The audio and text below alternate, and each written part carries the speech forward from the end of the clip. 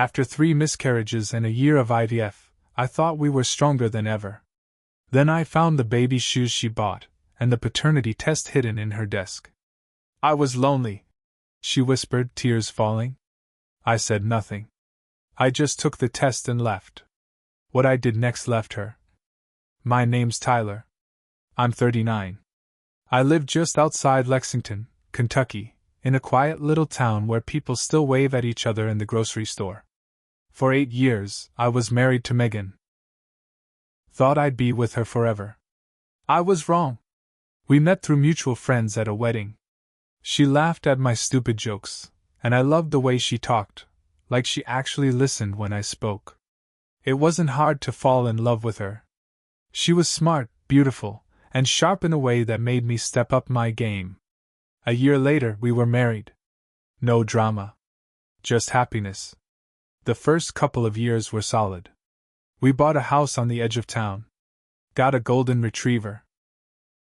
We started trying for a baby around year 3. That's when things went off track.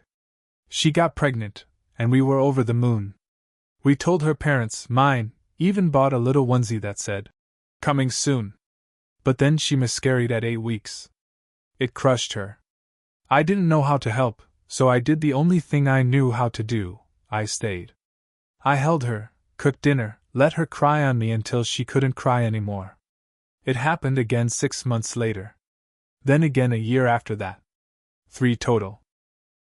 Each one chipped a little piece off her. Off us. After the 3rd, she shut down. She stopped laughing. We slept in the same bed, but it was like there was a wall between us. We went to a fertility clinic. The doctor told us IVF was our best shot. So we started that process. Anyone who's been through IVF knows, it's hell. The shots, the schedules, the bills, it becomes your entire life. I took extra shifts. She quit her job at the boutique and got a more stable one with benefits at a corporate firm downtown. I figured we were in this together. Team effort. Us against the world. Then, finally, it worked. She was pregnant again. This time, the test stayed positive. I remember standing in the bathroom watching her hold that stick and cry. I thought they were happy tears. But I should have noticed something was off.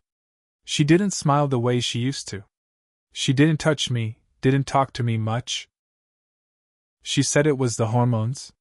That she didn't want to jinx anything. I believed her. Why wouldn't I? Then came the drawer. She always had this little desk in her office at home. It was just for bills and work stuff. But she kept one drawer locked. I never gave it much thought. Until our washer broke. I needed the paperwork for the extended warranty, and I was sure she had it in there. She was out at lunch with a coworker. Brandon. That name will haunt me. I took her spare key off her keychain and opened the drawer. Inside was a box. Pink baby shoes. We didn't know the gender yet. She told me she didn't want to know. But there they were, tiny pink shoes with white bows. Brand new. Price tag still on. Something felt wrong. Like really wrong. Then I saw the envelope. It was thick. Labeled confidential, in her handwriting. Inside was a printout. A paternity test. Her name. Brandon's name. And the result. 99.99% match. I don't remember breathing. My hands went numb. My heart started pounding so hard I could hear it in my ears. She knew. She knew it wasn't mine. She knew this entire time, and she said nothing. She came home an hour later, laughing on the phone, holding a coffee. She stopped cold when she saw me at her desk with the envelope in my hand. "I was going to tell you," she said. Her voice was shaking. I didn't say anything. Couldn't. "I was lonely, Ty," she whispered. "You were working all the time. You barely looked at me. I didn't mean for it to happen. That's when I saw it. She wasn't sorry for what she did. She was sorry she got caught." I stood up. Grabbed the test, the shoes, and left. I didn't yell. Didn't throw anything. I just walked out. I went straight to a motel off I-75. It was gross, smelled like bleach and smoke, but I didn't care. I sat on the bed and stared at the ceiling until the sun came up. The next morning, I saw a divorce lawyer. Told him everything. Luckily, I still had the prenup we signed before we got married. She insisted we get one back then, just to protect her inheritance. I didn't care. I had nothing to hide. Turns out, it was my saving grace. There was a clause about infidelity. If one of us cheated, the other owed nothing. Another clause about paternity. If the child wasn't mine biologically, I had no legal or financial obligation. The lawyer read it and said, "You're in a good position." Good. I needed that. I was ready to destroy every lie she ever told. He filed the papers that day. I wasn't done yet. I took photos of everything in that drawer. The test. The shoes. Her emails to Brandon, which I found on our shared iPad because she never signed out of her Gmail. Rookie move. She told him she loved him. That I'd never know. That she'd figure something out. Once the baby came, I sent screenshots to her parents. Her mom called me crying. Said she was disgusted. Her dad emailed me and said, "Do what you have to do." I sent the same files to her job's HR department. Brandon was her manager. That's how they got away with business trips together. I let them know, with proof, that those trips weren't so professional. Then I packed my stuff. I left the big things, the bed, the TV, the couch. I didn't want any of it. It felt tainted. I took my books, my dog, my tools, and my dignity. She called. Over and over. Left voicemails. Texted. Emailed. Said she was sorry. That it didn't mean anything. That the baby was innocent. And maybe that part's true. Maybe the baby is innocent. But I wasn't going to raise another man's child while she looked me in the eye every day pretending it was mine. She tried guilt. Then rage. "You're ruining my life!" she screamed in one voicemail. "I made a mistake. Why are you punishing me like this?" I didn't answer. Not once. I stayed quiet. Let her feel the silence. 3 weeks after I left, I got served. Not divorce papers. Custody papers. She was trying to fight me in court to list me as the legal father. Said I was her husband at the time of conception, and under Kentucky law, that meant I had responsibilities. I showed the lawyer the paternity test again. He shook his head. "She's reaching. This is desperation." But she didn't stop there. Megan posted on Facebook. A long, dramatic post with a photo of her holding her stomach, crying, talking about how I abandoned her when she needed me the most. How she was pregnant and scared, and some men just can't handle real life. People didn't know the truth. Some of them believed her. Her friends commented things like, "You deserve better, girl. Men are trash. You're so strong." I didn't say a word. But I kept the screenshots. Every one of them. Then Brandon's wife reached out to me. Her name was Dana. Yeah. He was married too. She found the emails because I sent them to HR, and apparently HR told Brandon.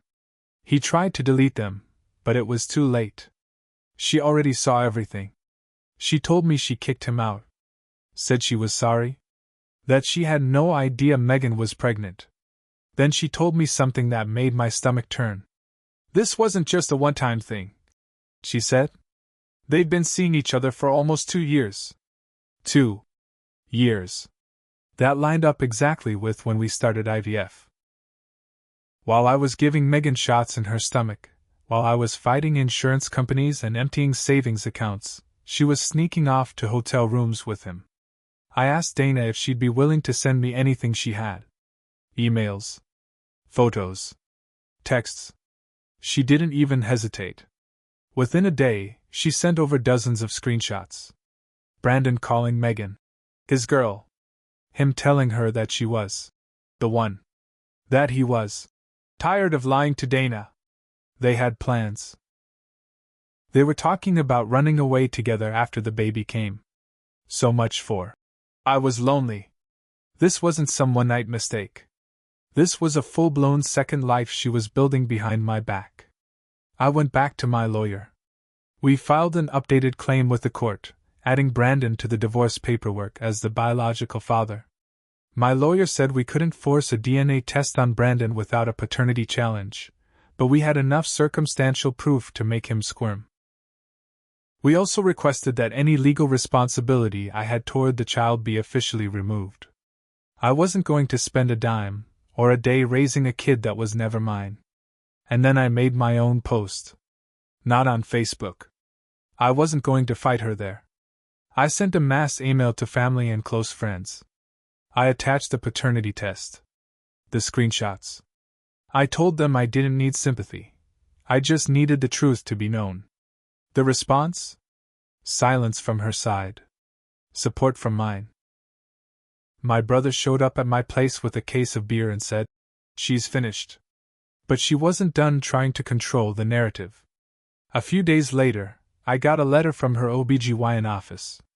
It was a notification of upcoming birth. She had listed me as the emergency contact and intended father. I called the clinic. Told them to remove my name. They said they couldn't without her written consent. I faxed over the paternity test and a copy of the prenup clause.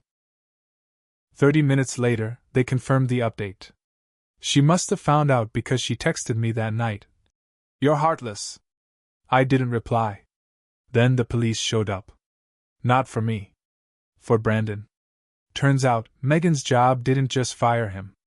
They pressed charges for misusing company funds to pay for personal expenses. Those hotel stays, dinners, and flights? They were all billed under client development. Fraud. His wife didn't just kick him out, she went to his company and exposed every detail. I never asked her to do that. But she did it anyway. Said he deserved worse. So now, Megan was pregnant, jobless, dumped by her affair partner, and facing a divorce where she'd get nothing. No house, no alimony, no husband. She still had the baby. But she lost the family.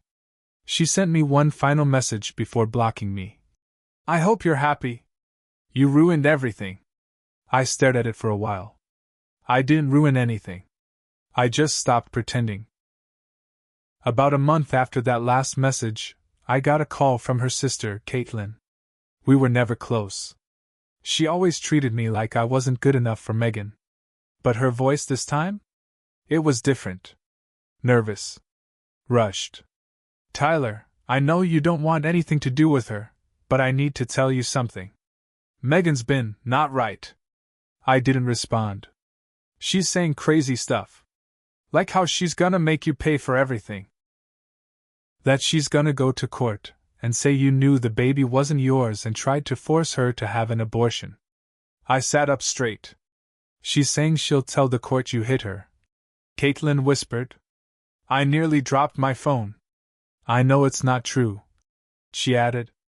"But she's spiraling, and I thought you should know." I thanked her and hung up. Next day, I went back to my lawyer. We filed a restraining order request. Just a temporary protective one, based on her threats and what her own sister reported. We also filed a motion to prevent her from making false allegations in court. If she accused me of domestic abuse or coercion without evidence, we wanted that flagged right away as a violation of the prenup and court conduct rules. The lawyer told me, "Women like her think they can cry their way out of consequences. But courts don't play with false abuse claims. Especially if we get ahead of it." 2 days later, Megan showed up at my job. She waited in the parking lot, sitting on the hood of her car, stomach big now, 7 months in. She looked tired. Pale. Like she hadn't slept in days. I saw her and immediately turned around, walked back inside. I wasn't about to let her make a scene. My boss came over and said, "You okay?" I nodded. But she didn't leave. She stood out there for over an hour. Finally, my boss called security. They asked her to go.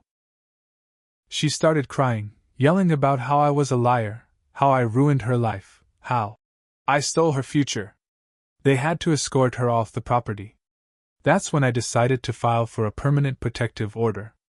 I didn't care how it looked. I wasn't going to risk her making up something that could land me in jail. Then came the letter. Megan was suing me for emotional distress. Said I weaponized the prenup and defamed her publicly, and that I interfered with her employment opportunities. I laughed at first. But then I remembered, this was real. She really wanted to drag me through the mud because she lost control. The lawyer said it was a bluff. A desperation move. But we still had to respond. I gave him everything, more screenshots, her sister's call, even the security footage from work. He sent back a countersuit for malicious prosecution and harassment. That shut it down fast. But the twist I didn't see coming? Dana, the wife of Brandon, reached out again. This time, not about the affair. She told me something that made my blood run cold. Did you ever wonder why Megan was so eager to do IVF after the miscarriages? I said, yeah. She was desperate. It made sense. Dana hesitated. Brandon told me something, back when he was trying to apologize. He said Megan told him she faked the last miscarriage. I didn't say anything. I didn't believe it either, Dana added. But she told him she wanted a fresh start. Said you were clinging to a dead baby and she was tired of pretending. I felt like I was going to throw up. Could that be true? Was it possible she lied about losing our last baby? I dug through our old paperwork. Appointment summaries. Ultrasound records. I realized something. That last miscarriage? We never saw the ultrasound that day. She went in alone. Said they didn't let me come because of COVID restrictions. She came out crying and said, "It's over." I believed her. But I had no proof. I asked the clinic for a copy of her records. They said they need a signed request from her. I told the lawyer. He sent a formal request under legal discovery, just in case we went to trial. And guess what? When we got the documents, there was no record of a miscarriage on that date. No visit. No scan. Nothing. She never went in. She faked it. She faked losing our child so she could push IVF faster and keep the lie going while she was sleeping with another man. That was the moment I lost whatever piece of me still felt sorry for her. She lied about the miscarriage. She cheated during IVF. She tried to trick me into raising someone else's kid. She tried to destroy my name. And now she was alone, pregnant, and sinking. I hadn't even started the real revenge yet. But I would. And when I did, she'd know what it felt like to lose everything slowly. After finding out she faked the miscarriage, something inside me snapped. Not in a violent way. Not in some dramatic movie scene kind of way. It was colder than that. I stopped feeling anything for her. This wasn't heartbreak anymore. This wasn't grief. This was war. I waited until the final month of her pregnancy. That's when I made my final move. I hired a private investigator. Not just to dig into her, no. I wanted everything on Brandon too. The guy had slithered away into silence after getting fired and thrown out by his wife. But I wanted to know what else he'd been hiding. The PI found it fast. Turns out, Brandon had been claiming his travel expenses on 2 separate accounts. One for work, one for consulting. He created a fake LLC. All the payments? Going into a separate bank account. Guess whose name was listed as a silent co-signer? Megan. She wasn't just cheating. She was stealing. From her own employer. With her affair partner. I sent everything to her old job's legal department, just in time for their audit. They opened a formal case. They subpoenaed the bank accounts. While that storm brewed, I sent one last email to Megan's parents. I attached the medical record proving she faked the miscarriage. Then I attached the emails where she told Brandon she was glad to finally be free from pretending. Her mom called me the next day, sobbing. Her dad? He sent a 2-word text. I'm sorry. Then I went back to court, one last time. I wasn't trying to punish her anymore. I just wanted to erase every tie. I filed a motion to formally terminate any and all legal parental obligations, and the judge granted it. But what made it stick, the thing that sealed it, was the new evidence from the investigator. Fraud. Deception. Pre-planned manipulation. The court's ruling was clear. Mr. Tyler is not, and shall not be, the legal parent of the child. Ms. Megan's conduct voids any further claim. Done. On the day Megan gave birth, I didn't go. I wasn't there. But I did get a message. From her. Not a call. Just a photo. A newborn, wrapped in pink. No caption. Just a picture. I stared at it for a long time. She still thought I might cave. That maybe the sight of a baby would break me down. It didn't. A week later, the hammer dropped. Her former company filed formal fraud charges. Brandon was already under investigation. But now Megan was being pulled into it. As a listed co-signer on the fake LLC, they were coming for her too. Her accounts were frozen. She was being sued for nearly $40,000 in fraudulent claims. Then Dana, the real MVP in all this, reached out again. She told me Brandon was living in a rundown apartment in Bowling Green. He lost custody of his kids. His credit was shot. He had to take a job delivering for Instacart just to pay rent. He tried calling Megan. She blocked him. She was broke, alone, with a newborn, and pending charges. I should have felt something. Sadness, maybe? But I didn't. 2 months later, Caitlin, her sister, reached out one last time. She's staying with our parents now, she said. She won't leave the house. She cries all day. Mom and Dad won't even let her hold the baby sometimes. They're too angry. It's bad. Then she added, she still says you ruined her life. I replied, no. She just thought I'd never fight back. I've moved on since. Sold the house. Bought a little place with a detached garage and space for my tools. Quiet spot out near Harrodsburg. Started seeing someone a few months ago. Nothing serious yet. But she's kind. Honest. She doesn't lie about who she is. I told her everything. She listened without judgment. That alone felt like a miracle. Do I think I was perfect through all this? No. Maybe I worked too much.